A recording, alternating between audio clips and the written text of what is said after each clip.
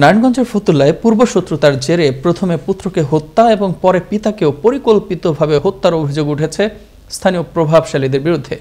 ভুক্তভোগী পরিবারটি বলছে, তারা প্রভাবশালীদের সন্ত্রাসী বাহিনীর হুমকিতে ভুগছেন নিরাপত্তাহীনতায়।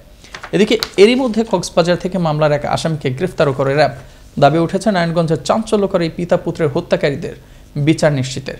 নারায়ণগঞ্জ থেকে সৈয়দ সিফাত লিঙ্কনের প্রতিবেদনে আরও জানাচ্ছেন ইমরান খান।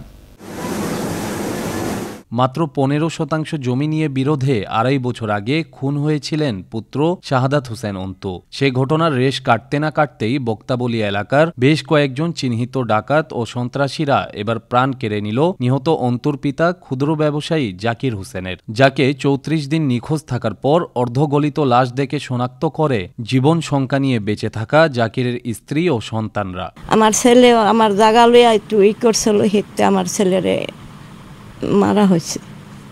এরপরে আমার স্বামী মামলা করছে, বাদী হয়েছে। দেশবাসীর কাছে আমার ছেলে স্বামীর বিচার চাই।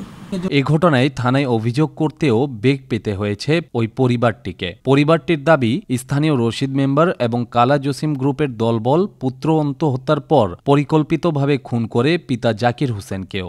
দেখে আমার মাছি দেশে ওরা খুব নির্মম ভাবে আমার হত্যা করেছে। আমার ভাইয়ের বিচার সুষ্ঠুভাবে আমি পাই নাই। আমার বাপুর বিচার আমি চাই।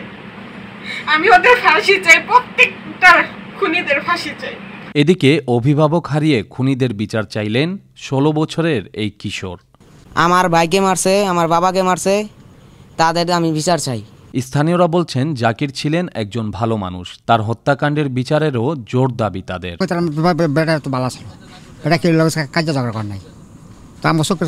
পুরো ফ্যামিলিটা কানা করে লেছে। বেটারা কুটিপতি না, একদম গরিব মানুষ, পুরো অসহায়। বেটা কোনো কিছু নাই।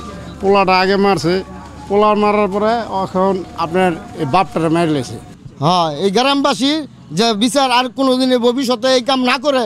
এসব ঘটনায় জিডি এবং অভিযোগ করেও সহযোগিতা না পাওয়ায় কিছু পুলিশ সদস্যদের বিরুদ্ধে অবহেলার অভিযোগ ভুক্তভোগী পরিবারের। একটা সাধারণ বাংলাদেশের মানুষ, আমরা যে কোনো ব্যক্তি একটা অভিযোগ করার, আমাদের একটা অভিযোগ করতে পারে, একটা জিডি করতে পারে, আমাদের অধিকার আছে। রশিদের বিরুদ্ধে কোনো রকম মামলা করতে পারে, হারেস আর হুমায়ুন 2। এমন অভিযোগের খবর নিতে গেলে ক্যামেরার সামনে কথা বলতে রাজি হননি ফতুল্লা থানা পুলিশের কোনো কর্মকর্তা। না, আমি ক্যামেরার সামনে বক্তব্য দিতে পারবো না, সরি। এটা আমাদের ঊর্ধ্বতন কর্তৃপক্ষের কাছ থেকে এই পদক্ষেপ। এদিকে চাঞ্চল্য করে হত্যা মামলায় পুলিশ তৎপর হয়ে ওঠার আগেই ছায়া তদন্ত শুরু করে র্যাব 11। ফলশ্রুতিতে র্যাব 15 সহায়তায় গেল মঙ্গলবার কক্সবাজারের সুগন্ধা বিচ পয়েন্ট এলাকা থেকে মামলার অন্যতম আসামি কবির হোসেনকে গ্রেপ্তার করতে সক্ষম হয় সংস্থাটি। ইমরান খান, আনন্দ টিভি, ন্যাশনাল ডেস্ক।